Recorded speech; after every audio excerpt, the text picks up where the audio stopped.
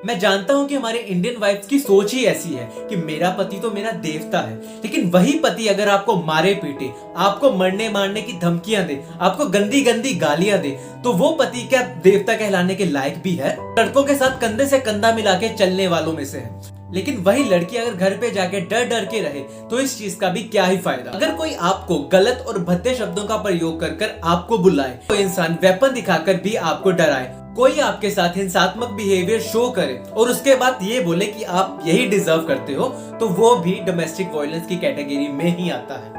नमस्कार दोस्तों, स्वागत है आज आपका मेरे इस वीडियो में। आज इस वीडियो में मैं एक ऐसे टॉपिक पे बात करने जा रहा हूँ जिस पर बात करना बहुत ही ज्यादा जरूरी हो चुका है। कितनी ही अजीब सी बात है ना कि जिस देश में हम लड़कियों को देवी के समान समझते हैं, उसी देश में कुछ ऐसे लोग हैं जो उनको उस तरह की इज्जत, उस तरह की रिस्पेक्ट नहीं देते जिस तरह की वो डिजर्व करती हैं। अगर मैं आपसे ही पूछूं कि आपको क्या लगता है कि आज की लड़की घर के अंदर ज्यादा सेफ है या घर के बाहर, तो आपकी इसमें क्या राय होगी? अगर आप मुझसे पूछेंगे तो मैं जितना भी अभी तक देखा है, जितने भी मैंने रिसर्च किया इस टॉपिक पे, मुझे तो ये लगा कि आज की लड़की तो घर के अंदर भी सेफ नहीं है। कितनी शर्मनाक बात है ना कि डोमेस्टिक वायलेंस जैसी हरकत अभी भी हमारे देश में हो रही है। इवन दो कि इतने ज्यादा कानून बन चुके हैं, लेकिन फिर भी कई दरिंदों में इसका खौफ अभी तक नहीं बैठा। मैं इस मुद्दे पे आंकड़ों पे तो बिल्कुल भी बात नहीं करूंगा, क्योंकि आंकड़े इस चीज को जस्टिफाई बिल्कुल भी नहीं करते, क्योंकि आधे से ज्यादा डोमेस्टिक वायलेंस के केसेस तो कभी रिपोर्ट भी नहीं होते, तो इन आंकड़ों का भी क्या ही फायदा। आज मैं इस वीडियो के माध्यम से इस मुद्दे पे बात करने वाला हूं कि आखिरकार डोमेस्टिक वायलेंस होती ही क्या है।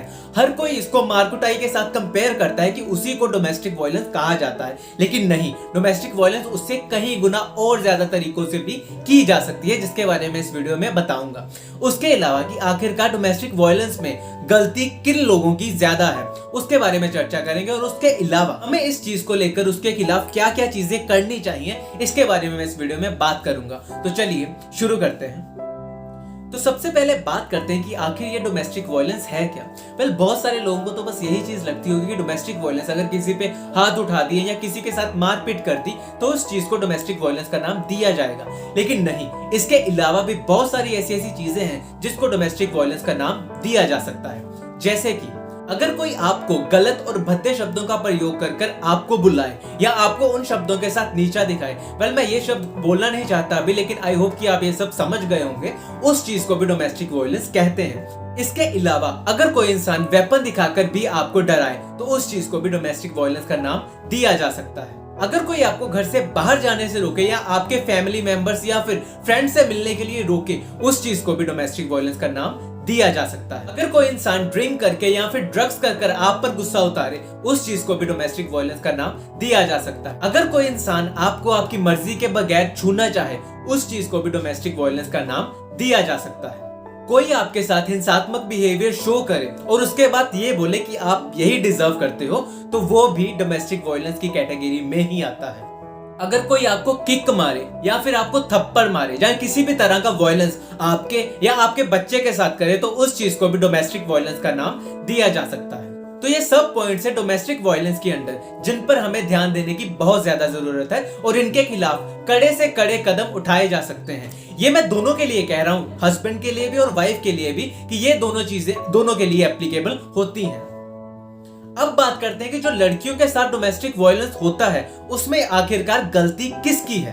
क्या इसमें उस आदमी की गलती है जो ये सब वायलेंस करता है, या उस लड़की की गलती है जो ये सब चीजें सहन कर रही है? वजह चाहे कुछ भी हो, लेकिन हिंसा करने वाला और हिंसा को सहने वाला दोनों ही गलत हो जाते हैं। मैं उन औरतों से, उन लड़कियों से ये चीज पूछना चाहता हूँ जिन्होंने अपनी लाइफ में कभी ना कभी ये चीज फेस की होगी कि आखिर डर किस बात का है। हमारे भारत देश में लड़कियों की सेफ्टी के लिए इतने ज्यादा कानून बन चुके हैं कि अब भारत में ये डरने की जरूरत बिल्कुल भी नहीं है कि अगर आप पर कोई डोमेस्टिक अटैक कर रहा है या डोमेस्टिक वायलेंस कर रहा है, आप उसके खिलाफ एक्शन ले सकती हैं।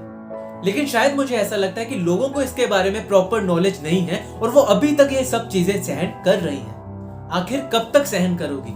कभी तो जवाब देना ही पड़ेगा। मान लो कल को तुम्हारी ही बेटी किसी दूसरे घर पे शादी करके जाती है और उसके साथ भी सेम डोमेस्टिक वायलेंस होता है, तो क्या तुम उसको सहन कर पाओगी? अगर तब सहन नहीं कर पाओगे तो अब क्यों सहन कर रही हो? मैं जानता हूं कि हमारे इंडियन वाइफ्स की सोच ही ऐसी है कि मेरा पति तो मेरा देवता है, लेकिन वही पति अगर आपको मारे पीटे, आपको मरने मारने की धमकियां दे, आपको गंदी गंदी गालियां दे, तो वो पति क्या देवता कहलाने के लायक भी है? देवता तो चलो दूर की बात, वो पति क्या आदमी कहलाने के लायक भी है? जो अपनी पत्नी को डरा डरा कर रखता हो, अपनी पत्नी को मारने पीटने की बात करता हो या उसको मारता पीटता हो, वो पति क्या आदमी कहलाने के लायक भी है? For God sake, it's 21st century और आज की लड़की तो किसी लड़के से बिल्कुल भी कम नहीं। वो लड़कों के साथ कंधे से कंधा मिला के चलने वालों में से है। लेकिन वही लड़की अगर घर पे जाके डर डर के रहे तो इस चीज का भी क्या ही फायदा? तुम्हारे घर वालों ने क्या तुम्हें इस चीज के लिए पढ़ाया था कि कल को तुम किसी दूसरे घर पे जाके वहां पे ये सब चीजें सहन करती रहो? नहीं ना, तुम्हें इसलिए पढ़ाया था कि तुम इंडिपेंडेंट हो सको और कल को अगर तुम्हारे ऊपर कोई ऐसा अत्याचार करे तो तुम उसको ना सुनो। तुम वर्स से वर्स सिनेरियो लेके देखो कि ज्यादा से ज्यादा बुरे से बुरा क्या हो सकता है कि बात डाइवोर्स तक आ जाएगी या तुम लोगों का सेपरेशन के कारण तुम्हारा घर खराब हो जाएगा। वह लेकिन ऐसा घर बनाने की भी क्या ही जरूरत जहां पे तुम खुशी ना हो? ऐसी जिंदगी का क्या ही फायदा जिसमें तुम अपनी मन मर्जी का कुछ नहीं कर सकती? लेकिन मुझे बस तुम ये चीज बताओ कि क्या तुम सारी जिंदगी ऐसे डर डर कर, ऐसे मारपीट करके या ऐसे थप्पड़ खा खा कर गुजार लोगी? नहीं हो पाता। एक लिमिट के बाद ये सब चीजें बंद करनी पड़ती हैं। एक लिमिट के बाद ये सब चीजें ओवर हो जाती हैं और आपसे भी इस चीज का कंट्रोल नहीं हो पाता। तो अगर ये चीज जब स्टार्टिंग में ही होती है तभी इसके खिलाफ कोई ना कोई एक्शन ले ले ताकि आपको बाद में जाकर इसका रिग्रेट ना हो। और अगर तुम्हें ऐसा लग रहा हो कि तुम्हारी कोई मदद नहीं करेगा तो पुलिस को रिपोर्ट कर दो, they will definitely help you. और अगर पुलिस नहीं तो there is a national women commission जो तुम्हारी ऐसे मुद्दों पे जरूर हेल्प करेंगी। वो तुम्हें कभी भी अकेला नहीं छोड़ेंगे, ऐसे मुद्दों पे बढ़ चढ़कर तुम्हारी मदद करेंगे। बस तुम आवाज तो उठाओ। और अब एक बात मैं उन सासू माँ या उन ननद से बोलना चाहता हूँ जो अपने बेटे या भाई पे पर्दे डालते हुए ये चीज बोलते हैं कि हमने भी ये सब कुछ सहन किया था, लड़के तो ऐसा करते ही हैं, हमने भी अगर सहन किया था तो तुम्हें भी सहन करना पड़ेगा। उन सब लोगों के लिए बस एक चीज कहना चाहता हूँ कि वो टाइम अलग होगा, वो टाइम पुराना होगा। लेकिन अब इंडिया में इतने ज्यादा कानून बन चुके हैं कि अगर आप किसी पे हाथ भी उठाओ तो आप उसके खिलाफ एक्शन ले सकते हो। कोई जरूरत नहीं है सहन करने की। अगर उन्होंने सहन किया है तो वो उनकी गलती थी। अगर उन्होंने उसी टाइम पे आवाज उठाई होती तो उनको आज ये दिन ना देखना पड़ता। और उस आदमी को तो क्या ही करूं जो ऐसी हरकतें करते हैं। Well, are you even a man? आज तुम किसी की बहन बेटी के साथ ऐसा कर रहे हो, कल को तुम्हारी भी बहन बेटी के साथ कोई ऐसा कर सकता है। तब तुम आवाज उठाने के लायक बिल्कुल भी नहीं रहोगे क्योंकि तुमने खुद ये चीजें करी होंगी। तो जितनी जल्दी हो सके उतनी जल्दी ही ये सब चीजों का सुधार कर लो ताकि कल को तुम्हें ये चीजें फेस ना करनी पड़े। अभी ये समय पहले जैसा बिल्कुल भी नहीं रहा और लोग एजुकेट हो चुके हैं। तुम्हारी ऐसी हरकतों के कारण तुम पे एक्शन भी लिया जा सकता है और तुम्हें इसके खिलाफ सजा भी हो सकती है। तो सावधान रहें, सतर्क रहें। इसी के साथ आज के लिए अलविदा। अगर ये वीडियो आपको अच्छी लगी हो तो इस वीडियो को लाइक और शेयर करना ना भूलें। इस वीडियो को मैं स्पेशली ये कहूंगा कि अपने बच्चों या अपने परिवार को जरूर दिखाएं और ज्यादा से ज्यादा लोगों में शेयर करें और उन लोगों के साथ तो जरूर शेयर करें जिनको आपको लगता है कि ऐसी वीडियोस की जरूरत है। इसी के साथ आज के लिए अलविदा, फिर मिलते हैं अगली वीडियो में।